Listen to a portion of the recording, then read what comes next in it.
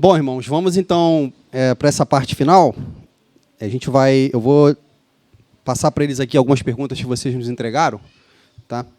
E, como eu te falei, né, as perguntas genéricas eu vou fazer agora. Então, os dois podem, né, um contribuir ao outro, a resposta do outro. Pode talvez tirando para o ímpar ali para ver quem começa, né? E aí depois eu vou com perguntas direcionadas baseadas nas palestras de cada um. Então, a primeira pergunta que eu queria fazer, né, nessa toada genérica é: a que fato vocês atribuem essa característica dos séculos 20 e 21 serem os séculos das ideologias, né? O reverendo ele fez uma varredura ali e ele, em algum momento, ele diz que isso começa a surgir muito grandemente no nosso período, essas ideologias, né? O cristianismo sempre pensou o mundo de forma cristã, mas, em algum momento, essas ideologias começaram a surgir e, hoje, elas é um parque, né? Uma praça ideológica, aí, cada um tem a sua para viver. A que vocês atribuem isso, essa proliferação de ideologias, sobretudo nos últimos anos? Aí? Pois reverendo conserta o que eu falar.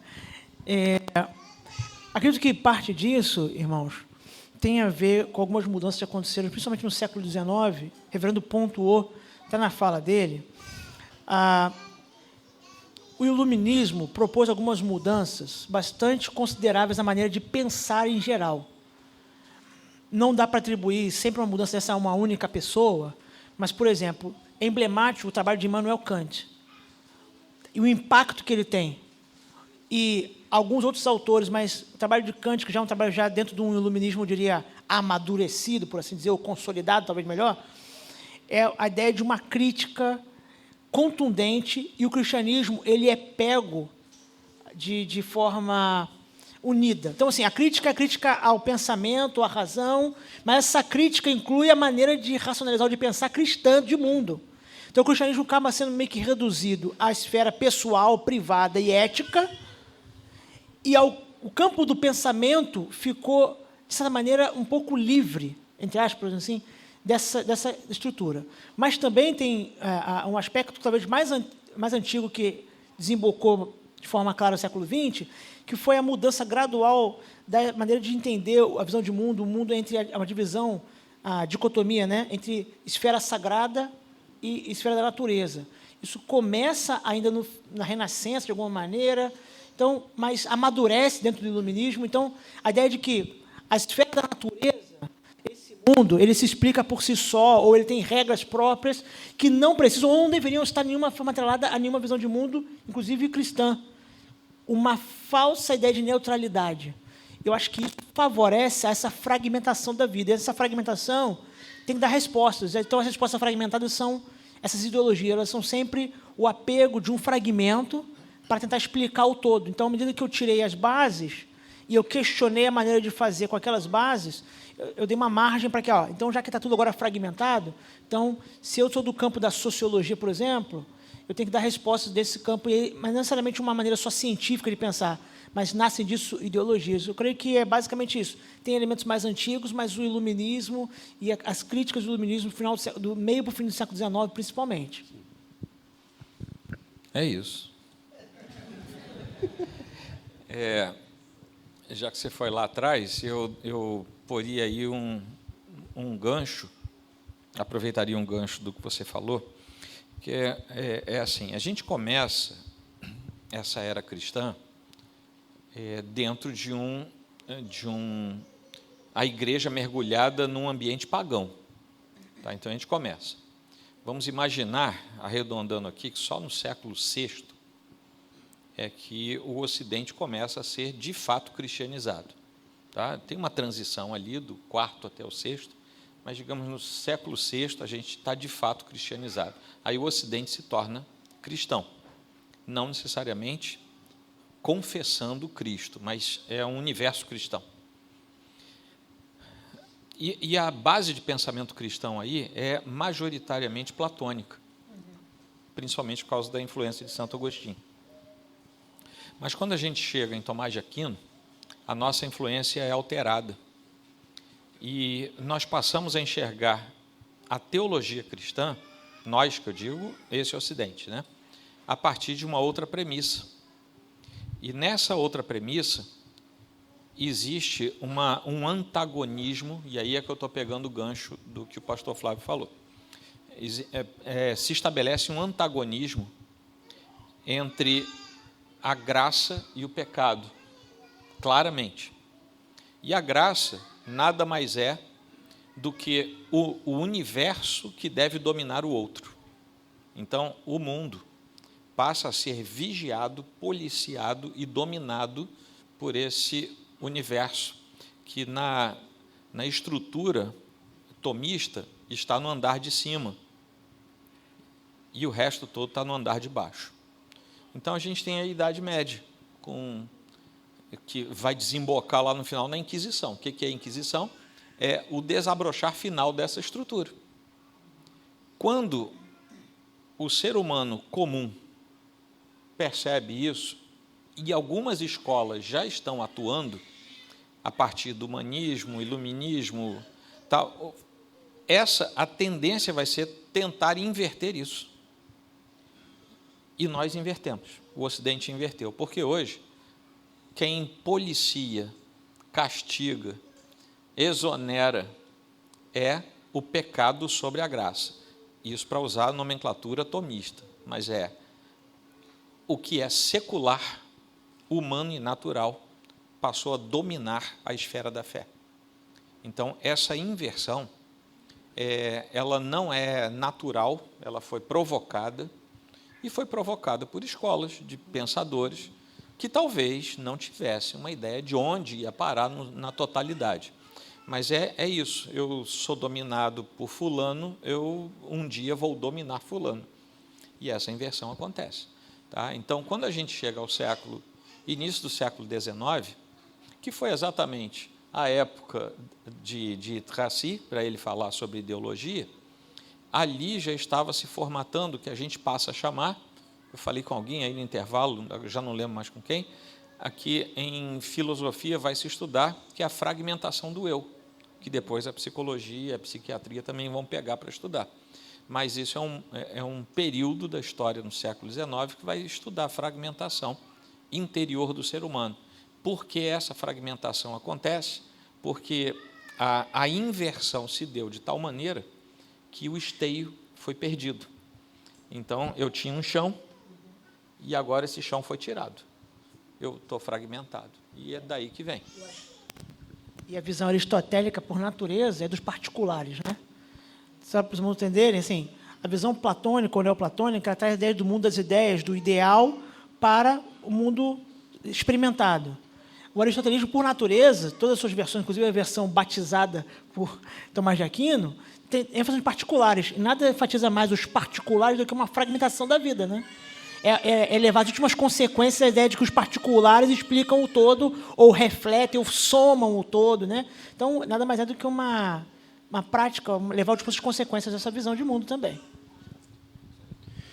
A outra pergunta que eu faria, aí tu comentaste, ele também falou um pouco e chamou uma atenção, sobre a questão da linguagem. Aí tem a tua formação em letra, né? Vocês falaram que a ideologia, ela se vale do vocabulário e da linguagem, né?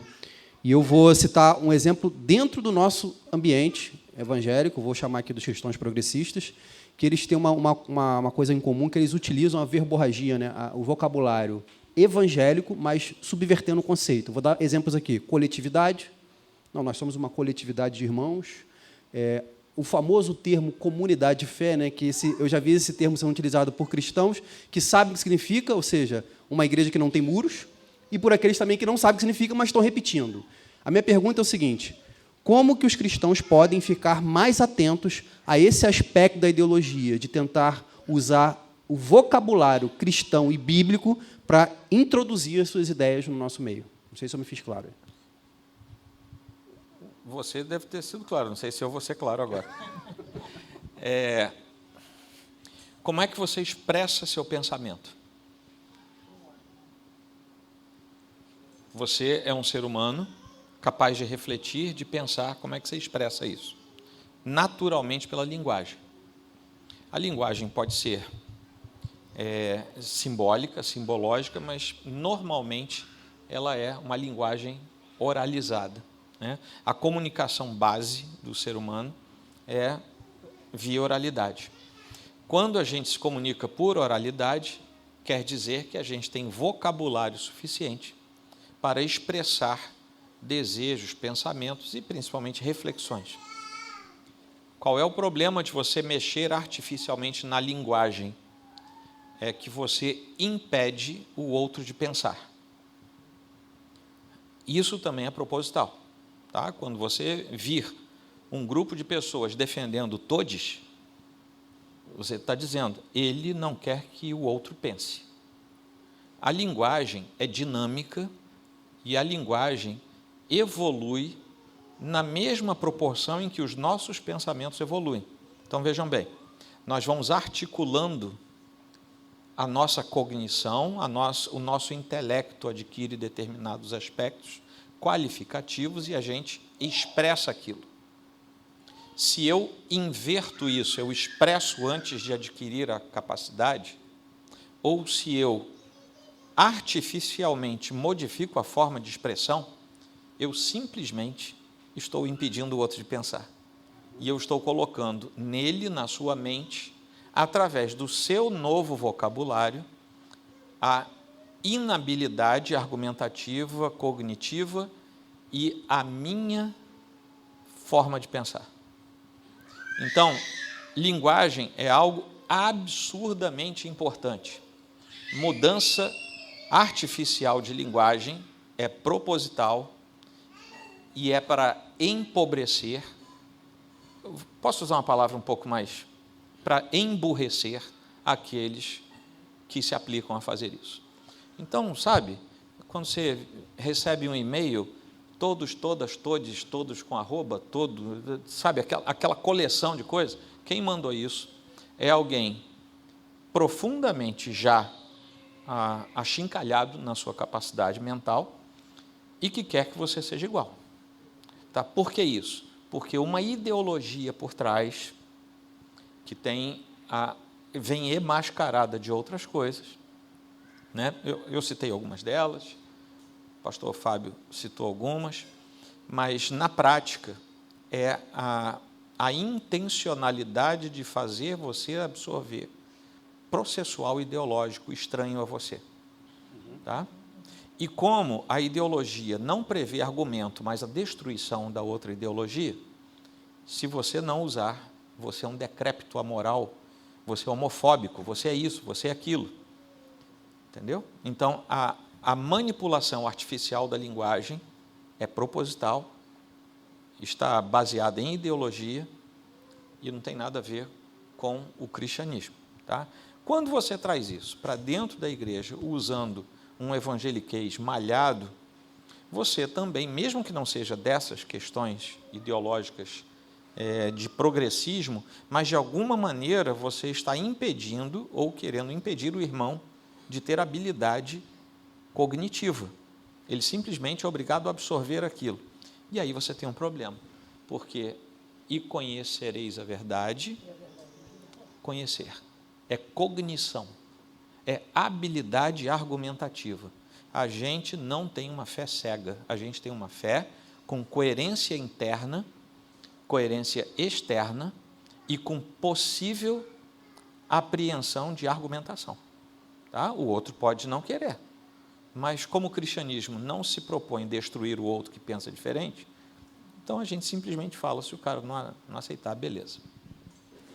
Quer complementar? Apenas lembrar, eu não lembro se foi o Franklin que sempre fala isso, o pastor Franklin Ferreira, mas que o cristianismo progressista, ele é uma espécie de cavalo de Troia, né? Ele lança a mão nessa figura da ideia da tomada de Troia, né? Só que a gente tem que lembrar que o cavalo de Troia, na história, ele só entra na cidade porque Troia abre o portão, né? Se ninguém empurra o cavalo para dentro. Parte das dificuldades é presente, né? Sempre presente, né? Parte das nossas dificuldades de, muitas vezes, lidar hoje com já a tomada da linguagem por progressistas, chamados cristãos, se autodenominam cristãos, é porque nós, como cristãos, também abandonamos o valor da linguagem, esquecemos que nós somos o povo da palavra precisa conhecer as palavras, o meia-culpa, nós, pastores, às vezes esquecemos de ensinar certas palavras, E as pessoas repetem coisas como graça de Deus. Saber o que é graça? Glória de Deus. O que é glória de Deus? Então, essas palavras elas são usadas sem qualquer reflexão. Então, o portão está sendo aberto.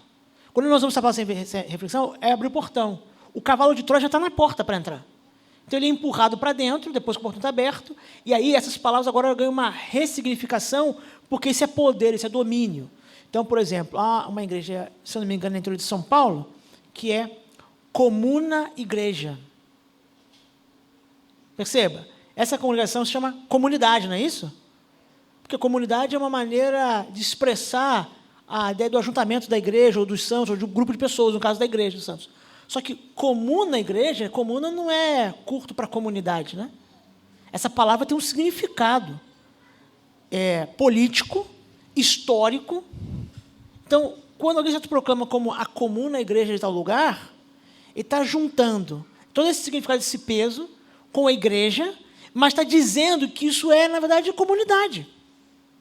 É possível que a pessoa que pastoreia essa congregação, esse ajuntamento lá no interior de São Paulo, pudesse discutir, debater com os irmãos que são dessa igreja aqui, assim, não, mas é comunidade, como os irmãos são comunidade. Não, não é. O fato da sonoridade ser semelhança, de haver um tipo de aliteração, né? Não quer dizer que está com qualquer semelhança, não. Porque houve uma apropriação e uma mescla de palavras aí proposital. Inclusive, o indivíduo que fez isso, ele não fez isso sem querer, sim, já que ele é amigo do que quer atualizar a Bíblia. Então, sim, assim, há toda uma associação intencional. Mas o cavalo de Troia, ele entra porque Troia abre o portão, porque a igreja desvaloriza muitas vezes. Nós, pastores, também temos nossa responsabilidade. Não ensinarmos a palavra, e aí vamos a pensar e refletir sobre ela. Nós cantamos verdades eternas, como se nós estivéssemos cantando a música infantil para os nossos filhos dormirem. Nós esquecemos. O que isso representa para nós? E a gente tem que voltar a isso. Essa reconquista, esse domínio, não é só acusar os progressistas, é reencontrar, não é redefinir, não, porque é reencontrar as palavras. É como Isaac, né, reencontrando os poços que o pai furou no deserto. Né? Não é para furar um poço novo, é para desentulhar antigos poços. Então, ele tem que desentulhar esses antigos poços. E aí a palavra, o significado da linguagem, ele é importante nisso. Não basta reconhecer o que está acontecendo e acusá-los, precisamos assumir a nossa responsabilidade e, então, usar as estruturas e das armas das escrituras espirituais para agir nessa área também. Perfeito. Acho que uma palavra que hoje virou campo de batalha para isso, né, é a palavra amor de Deus. Né? Esse conceito ele foi completamente destruído. Né? Amor de Deus normalmente é usado para dizer tudo menos o amor de Deus. Todo tipo de amor, seja ele romântico, idealizado, fantasioso, hollywoodiano. O amor de Deus é o que eu penso. É igual falar de bênção, né? O que é bênção? Bênção é o que eu gosto, né? Uhum. Bênção é o que eu gosto. O que eu gosto é bênção. O que eu não gosto, não é bênção, não. Sim, não tem nada disso nas Escrituras, muito longe disso, na verdade. Nas Escrituras tem algumas coisas que são bênção. Inclusive, eu mencionei um exemplo aqui, né? Quando Paulo fala aos Filipenses, receberam a graça de padecer, né? Ninguém quer essa, né? Duas graças que nenhum cristão contemporâneo quer, né? A graça de contribuir e a graça de padecer, né? Essas graças a gente não quer, a gente quer as outras graças, pastor. As outras, essa aí você joga para outra pessoa. De contribuir, de padecer, não é para a gente. Agora uma pergunta para o reverendo Joel, né? Essa questão dessa entrada das ideologias dentro da igreja, né? Eu queria que você ampliasse aí para a gente como é que a entrada dessas ideologias dentro da igreja, elas descaracterizam a missão da igreja. E eu vou dar um exemplo aqui. Por exemplo, você tem igreja hoje cuja pauta principal, igrejas falando que a igreja tem que estar envolvida com a justiça social no mundo. Esse é um exemplo talvez mais clássico e mais próximos a nós. Tá. A entrada dos argumentos ideológicos na igreja faz com que a igreja perca a sua identidade. A identidade ela é tratada em dois níveis no universo cristão, do indivíduo e da igreja, né, da coletividade. O indivíduo precisa se parecer com Cristo, a identidade dele é essa. E a coletividade tem que ser o corpo de Cristo. Então, de qualquer jeito, é Cristo ali. Quando nós absorvemos essas pautas ideológicas, nós eliminamos obrigatoriamente a identidade de Cristo. Justiça social. Isso é um conceito extra-bíblico, que vem desse ambiente ideológico, mas não de agora. E como ele é muito antigo, ele é logo assim, no pós-Segunda Guerra, começou a se falar muito de justiça social, enfim, desse aparato todo. Claro, o mundo está destruído, a Europa destruída, então vamos falar disso também. E isso se torna depois uma pauta ideológica mesmo. O que a Bíblia manda a gente fazer é a gente buscar o trabalho, vai trabalhar, vai crescer para você abençoar. A Bíblia nunca mandou a gente fazer um coletivo, aliás, coletivo é outra palavra que entrou na moda agora. Se você está em algum coletivo, saia, tá? Isso é coisa de Satanás. Então, é que nem comuna, né? Eu não sei essa aí, o que é, mas a comuna de Paris, a comuna, né? Sai. É melhor sair para poder entrar no céu depois, né? Mas o que acontece? É quando você troca aquilo que Deus nos ensinou e nos mandou fazer pelo que o mundo acha que é melhor. A pauta da justiça social é uma pauta que diz para a igreja: não faça como Deus mandou fazer, faça como nós estamos dizendo para fazer. Então, por exemplo, uma coisa é a igreja se esforçar como igreja, como pessoas, enfim, nós, né, a coletividade da fé, nós aqui. Uma coisa é a gente se esforçar, porque tem 3, 4, 5 irmãos precisando e a gente vai ajudar. Isso é uma coisa. Outra coisa é a gente abrir uma ONG no endereço da igreja, captar dinheiro, recurso público e, enfim, trabalhar nessa pauta, seguindo as orientações que vêm do mundo. Deus não nos deu orientações seculares. Ele só nos deu orientações bíblicas e espirituais. Para que a igreja se reúne? Para cultuar ao Senhor. Ponto. Quais são os desdobramentos disso? O amor de um pelo outro. Então, uma das coisas que a igreja deixou de fazer o irmão ali, ele está 2 meses sem pagar aluguel. Não, a gente tem que fazer alguma coisa. As igrejas pararam com isso. As igrejas não querem saber se tem alguém passando necessidade. Se está passando necessidade, procure os diáconos, entre numa lista, isso é assistência social, lá de fora. Aqui dentro é diferente, dentro da igreja é diferente. Aquele que precisa, a gente ajuda. Não pode, a gente busca ajuda, porque às vezes a igreja não tem recurso, às vezes não tem gente com recurso, a gente corre atrás, tá? Mas a gente não pode entrar no assistencialismo. Tá? Quem gosta de assistencialismo são outras estruturas, são políticas, partidárias, né? Oi? Vermelhas, né? Geralmente são rubras, né? Para ninguém me acusar de nada. Mas, quando uma ideologia prevalece os atos da igreja, a igreja está deixando de ser igreja. E ela está se transformando. E o pior é que a gente faz com características de arremedo. Tudo que a gente faz dentro da igreja, sem ser essencialmente bíblico, se torna arremedo. Quer ver? Teatro na igreja é um arremedo. Você quer ver teatro? Vai lá no Teatro Municipal, cara. Sabe, é profissional fazendo isso. Você quer ver um show de música? Está se coçando aí, cara? A língua da coisa, vamos falar. Tá. Você quer assistir um bom show de jazz? Vai lá assistir. Agora, não queira transformar a igreja num teatro. Não queira transformar a igreja num show musical. A gente tem música na igreja para adorar a Deus, não é para se apresentar. Sabe? As coisas que a gente faz, quando a gente copia o mundo, elas se tornam arremedo e arremedo mal feito. Tudo que a gente faz que não é prevalentemente ordem de Deus, fica um arremedo mal feito. A gente quer fazer política eclesiástica, vira politicagem, é arremedo, é mal feito. A gente quer botar político no governo, é arremedo, é mal feito. Chega lá, vai se corromper. Se o cara é crente de verdade, não precisa ter igreja, não. Ele vai correr atrás, ele vai ser eleito, se for da vontade de Deus, e que ele seja fiel lá. Entendeu? Então, todas essas coisas deformam a igreja e acabam com a sua identidade. Obrigado, pastor. Agora, para o pastor Fábio, como o tempo já está avançando, vou tentar juntar 2 perguntas aqui. Ficou muito claro na tua palestra que não é possível... Não, desculpa.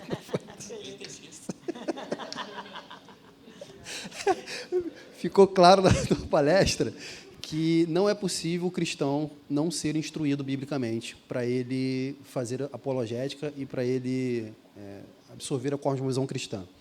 Aí 2 perguntas dentro de uma só. Primeiro, como é que a igreja local aqui, nós, como é que a igreja aproxima a teologia ou as disciplinas da teologia dos seus membros, né?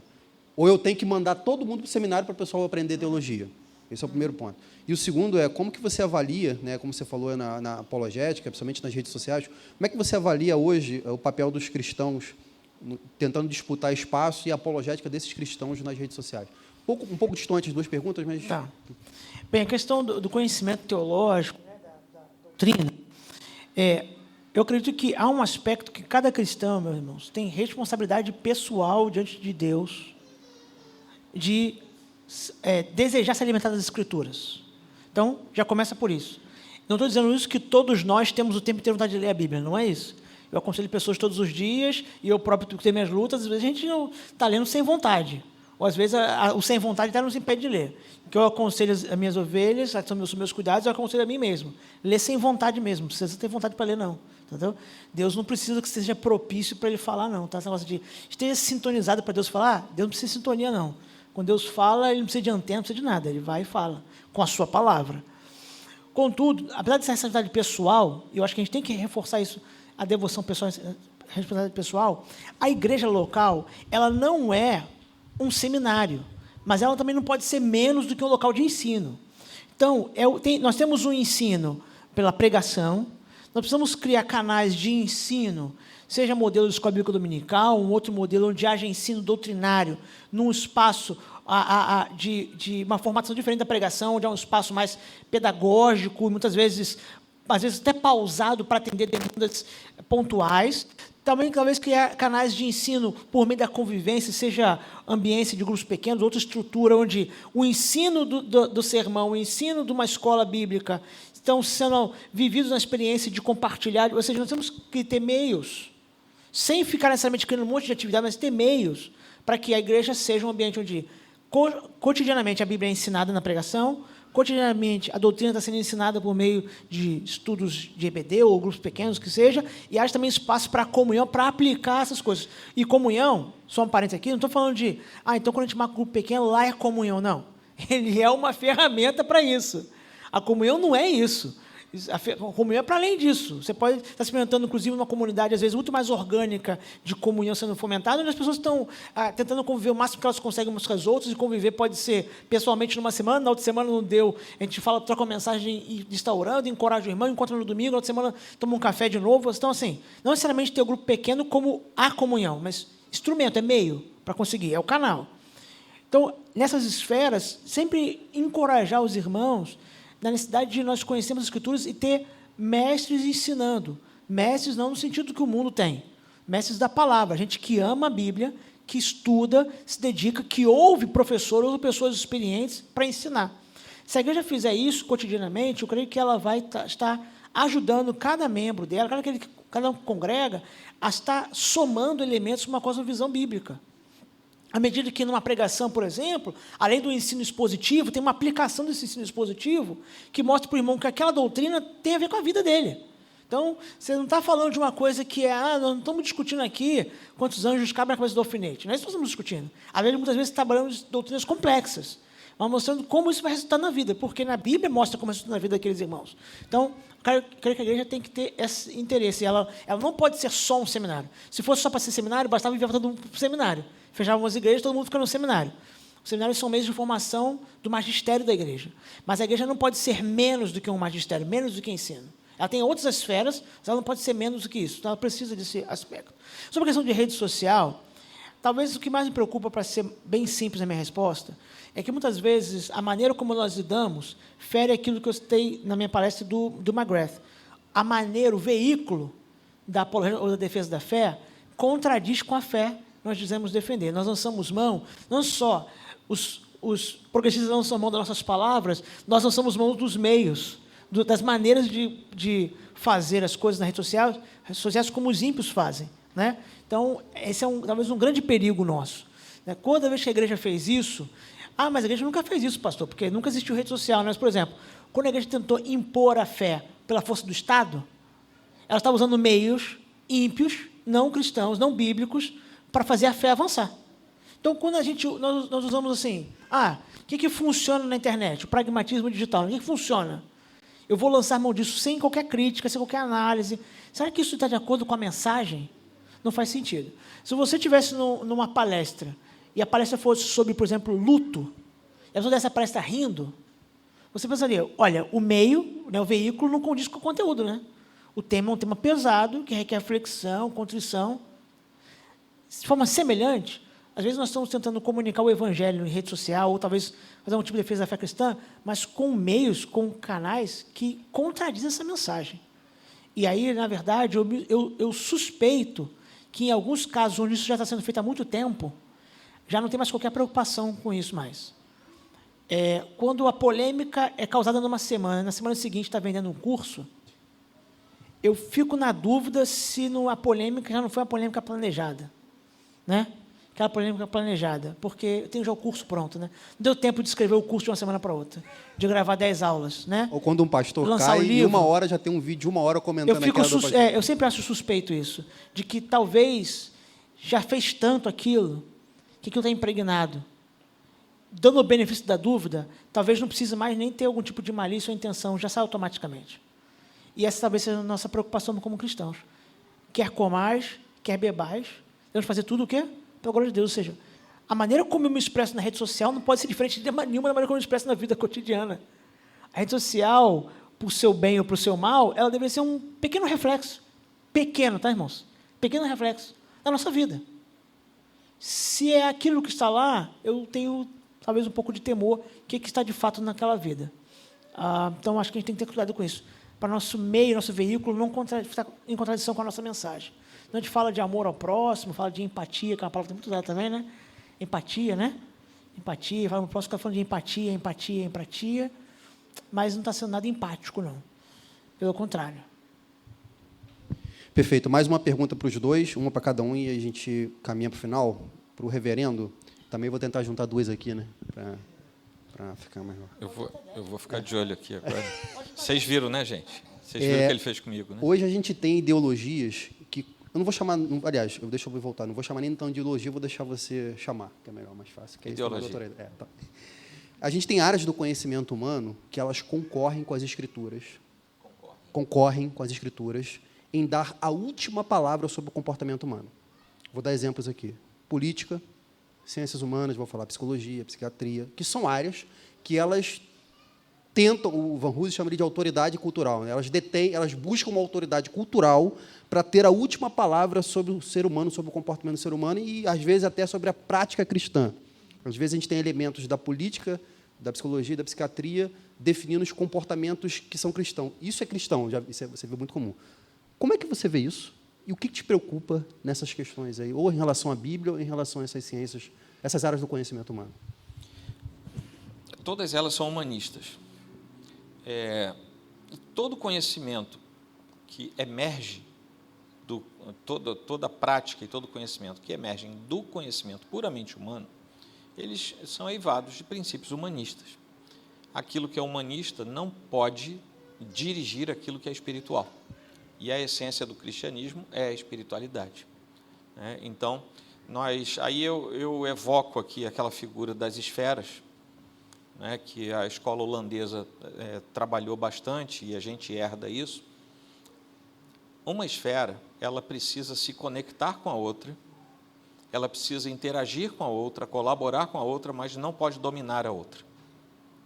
Então, se eu estou na esfera do conhecimento secular, público, e eu tenho um outro conhecimento, cujo substrato é da minha relação com Deus, eles vão dialogar, mas o que prevalece na minha vida diante de Deus é o conhecimento de Deus, e não o outro.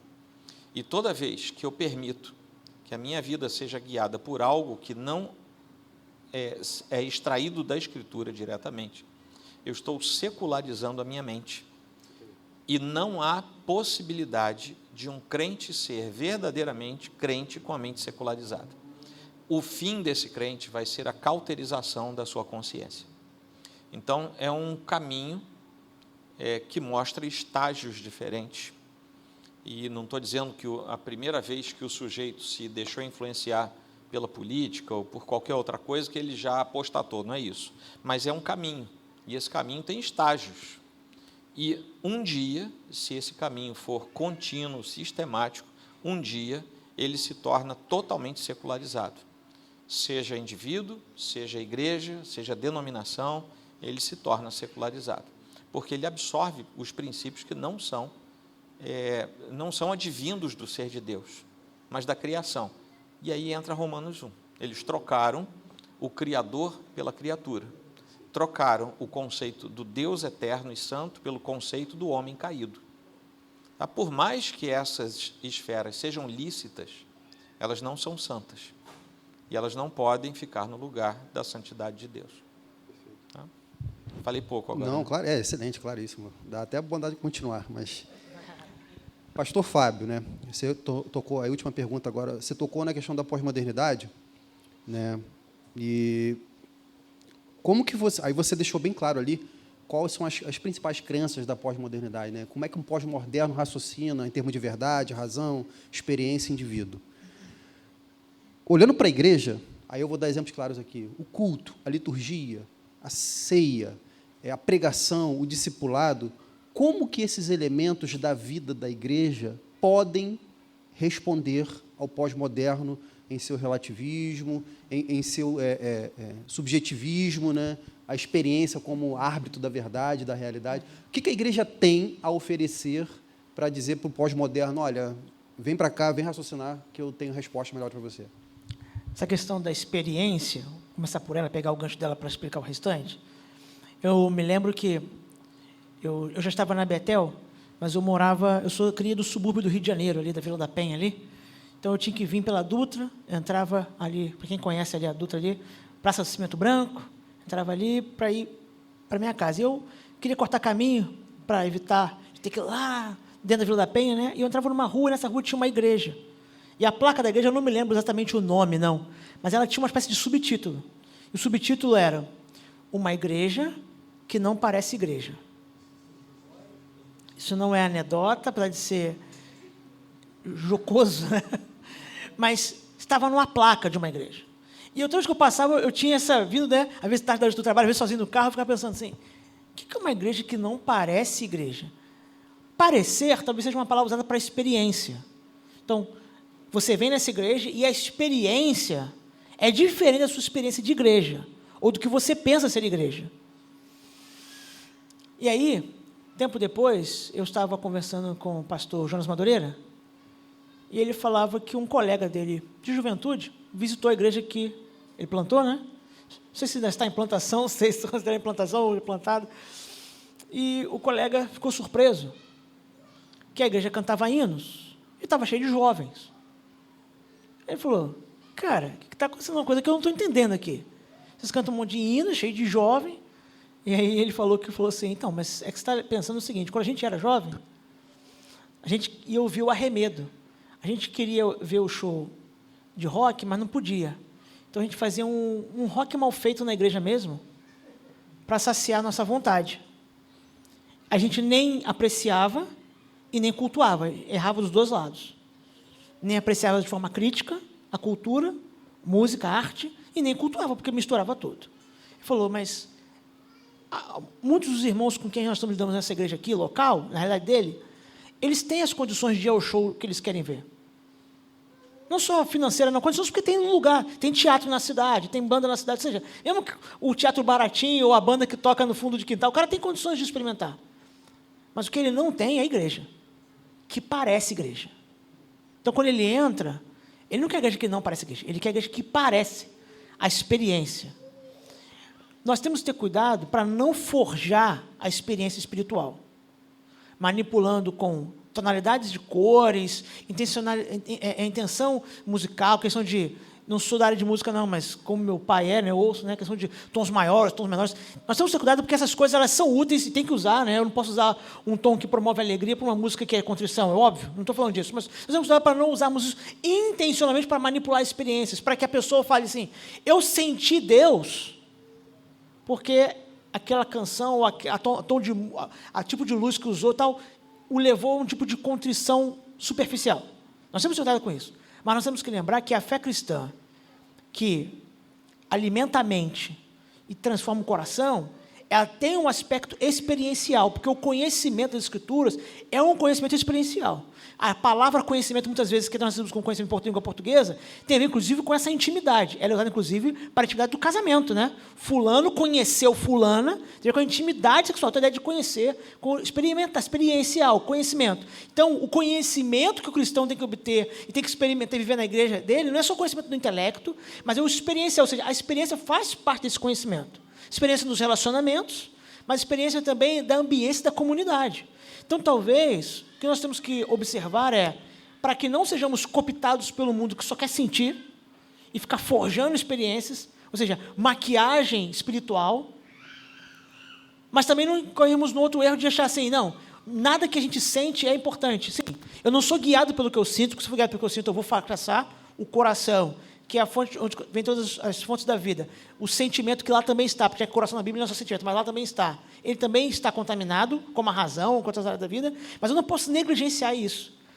Se numa comunidade de igreja, no ajuntamento de uma igreja do povo, eu estiver negligenciando isso o tempo inteiro, eu posso estar promovendo um tipo de aridez cristã, um deserto, onde verdades são proclamadas sem qualquer afetação, sem qualquer envolvimento do pregador, da igreja, das pessoas, e um indivíduo que está tentando sentir algo, mesmo que ele ache que sentir superficial é suficiente, ele não vai conseguir, talvez, pegar no primeiro momento. Não dizendo que é impossível, porque a graça de Deus age em circunstâncias que não nós controlamos. Mas a igreja talvez tenha que perceber isso. O conhecimento, a participação, a ambiência da igreja também inclui esse aspecto, mesmo que ele não o governe. Então, instruímos, ensinamos, chamamos a resposta e experimentamos isso em comunidade.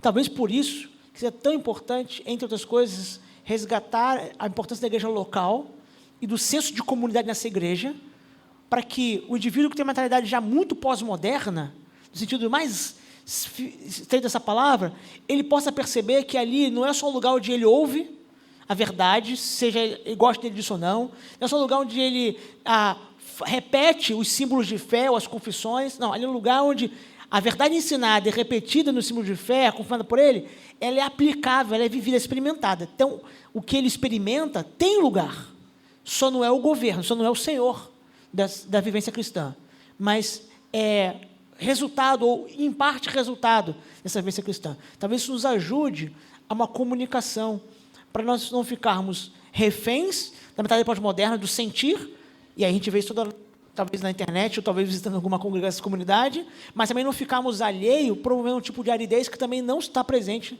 no Novo Testamento. As Escrituras, especialmente as cartas ligadas às igrejas, né, as escrituras das igrejas, mostram uma experiência de vida cristã em todos os níveis, do ensino à vivência, porque eles não estavam separados, cada um num canto, é tudo uma coisa só, né?